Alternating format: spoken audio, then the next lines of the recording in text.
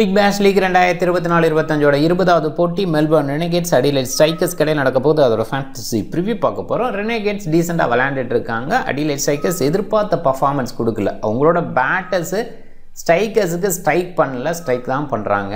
பேட்டிங்கில் strike வராட்டியும் bad பண்ண மாட்டேன் அப்படின்ற மாதிரி ஸ்ட்ரைக் பண்ணுற மாதிரி இருக்குது. ரொம்ப ஸ்மாரான டிஸ்பிளே.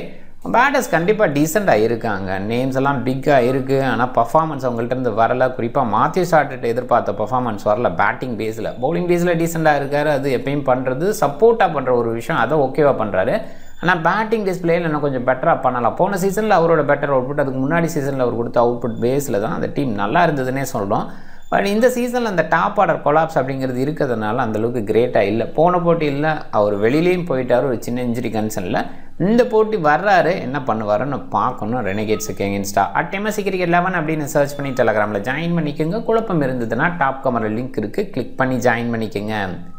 Real 11 ஸ்மால் லீக்குக்கு பெஸ்ட்டான ஒரு ஆப்பு. கேம்ஸில் இன்ட்ரெஸ்ட் இருக்கவங்களுக்கு நிறைய கேம்ஸ் கொடுக்குறாங்க. அது மூலமாக ஏர்ன் பண்ண முடியும். உங்களோட ப்ரெடிக்ஷன் பெஸ்ட்டாக இருக்குதுன்னு நீங்கள் ஃபீல் பண்ணுறீங்களா? பர்டிகுலராக இந்த டீம் ஜெயிக்கும், பர்டிகுலராக இந்த பிளேயர் பெஸ்ட்டாக பர்ஃபார்ம் பண்ணுவார், இந்த பிச்சுக்கு இந்த பிளேயர் பெட்டராக இருப்பார், இப்படிலாம் உங்களால் யோசிக்க முடிஞ்சதுன்னா டெஃபினட்டாக Real 11 நிறைய ஏர்னிங்ஸை உங்களுக்கு கொடுக்க வைக்குது.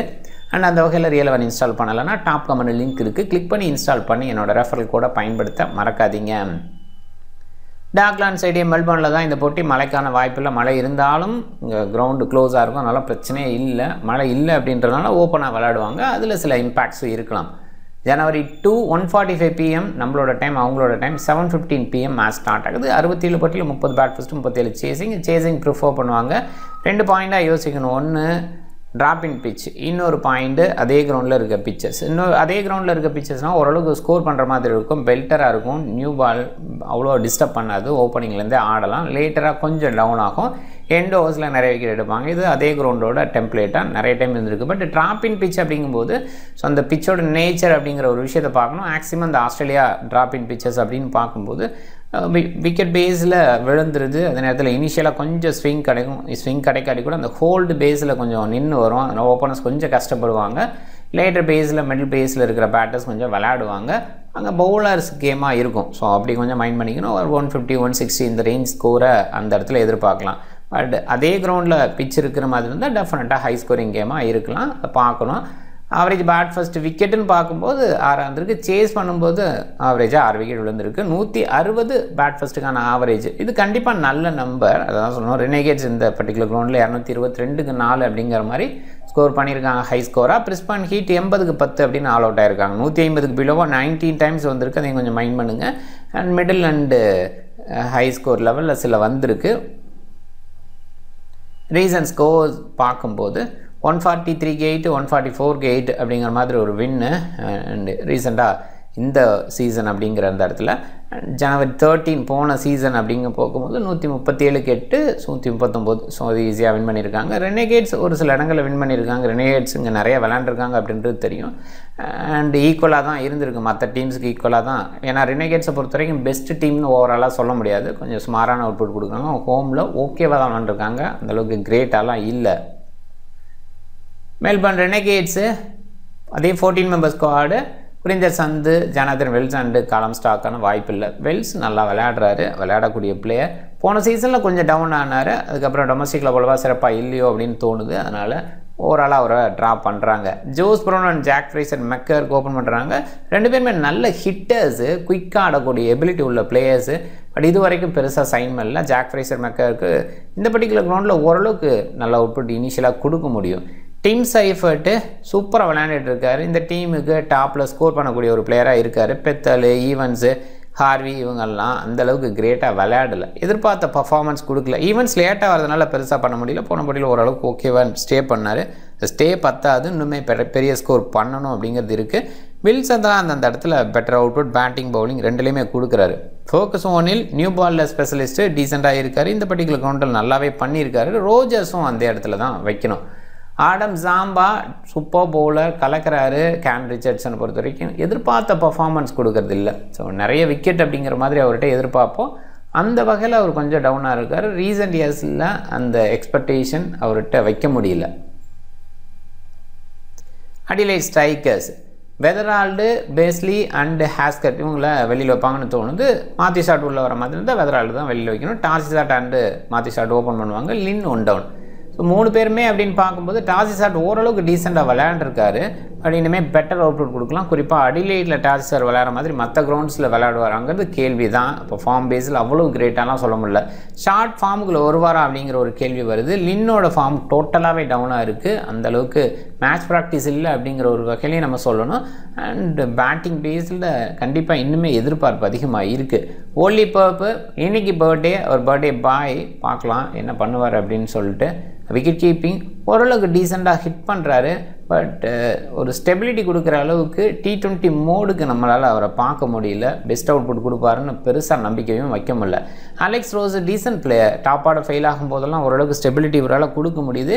ஜேமி ஓவர்டன், பிரெண்டன் டக்கெட்டு இவங்கெல்லாம் செம்மையாக விளையாடக்கூடிய எபிலிட்டியோடு இருக்கவங்க. பேட்டிங் அண்ட் பவுலிங் ரெண்டுமே பண்ணுவாங்க. பவுலிங் ஆல்ரவுண்டர்ஸ் அப்படின்னு சொல்லிடலாம்.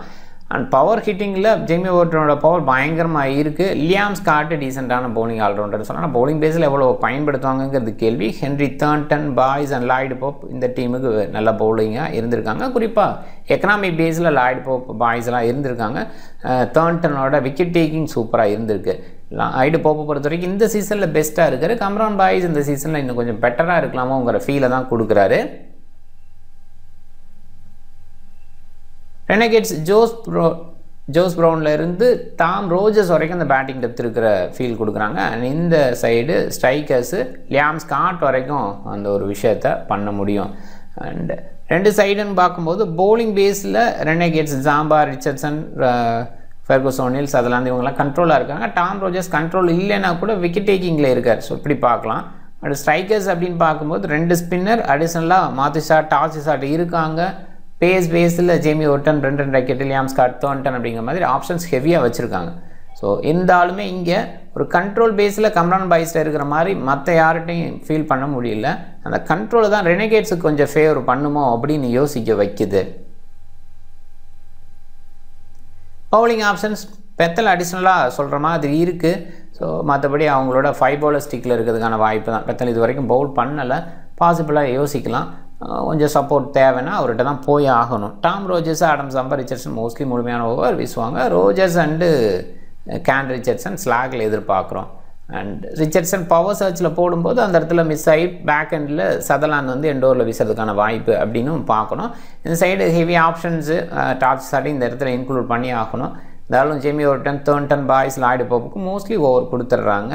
மாத்தி ஷாட்டு, டக்கெட்டு, ஸ்காட் இவங்கெல்லாம் ஓவர்ஸை ஷேர் பண்ணிப்பாங்கன்னு தோணுது. இல்லை என்ன பண்ணுவாங்கன்னு பார்க்கணும். ஏன்னா ஸ்பின்னர்ஸ் பேஸில் கொஞ்சம் டவுனாக இருந்ததுன்னா பாய்ஸ் அண்ட் லாய்டு போப்போட ஓவர் கூட குறையலாம்.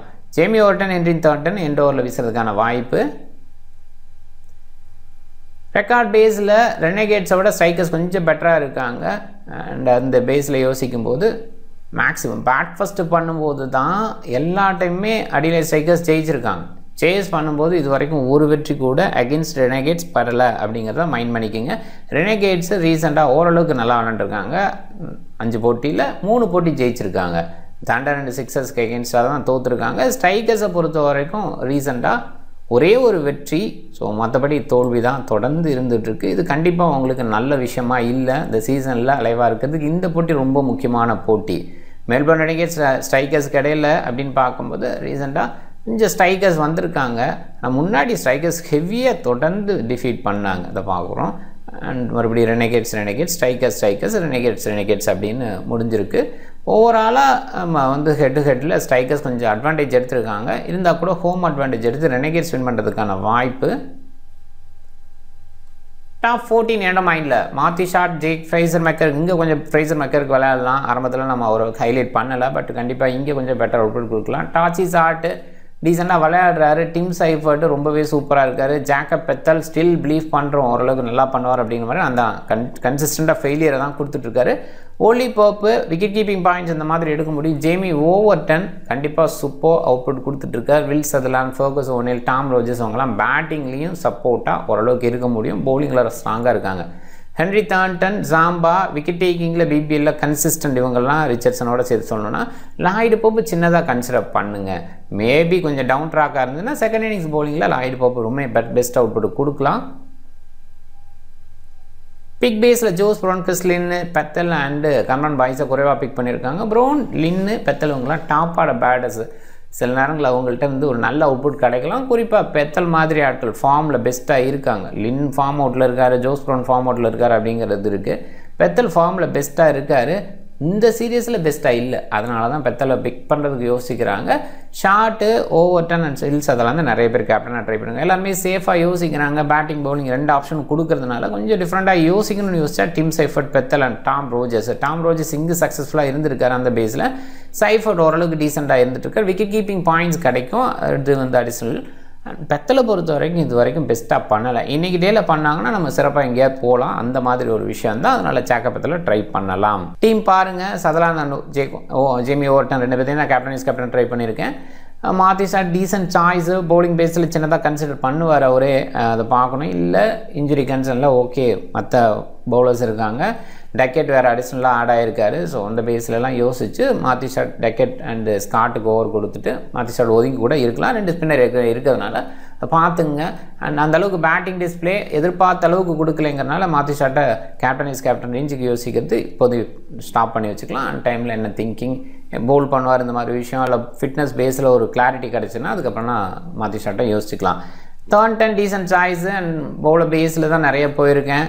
பாசிபிளாக ட்ராப்பினாக இருந்தால் கண்டிப்பாக பவுலர் பேஸில் போகிறது தான் பெஸ்ட்டாக இருக்கும். நீங்கள் டிஃப்ரெண்ட் டீமை ட்ரை பண்ணுங்கள். இந்த வீடியோ பிடிச்சிருந்தால் லைக் பண்ணுங்கள், உங்கள் ஃப்ரெண்ட்ஸுங்களுக்கு ஷேர் பண்ணுங்கள். சேனலை சப்ஸ்கிரைப் பண்ண மறக்காதீங்க. மிக்க நன்றி.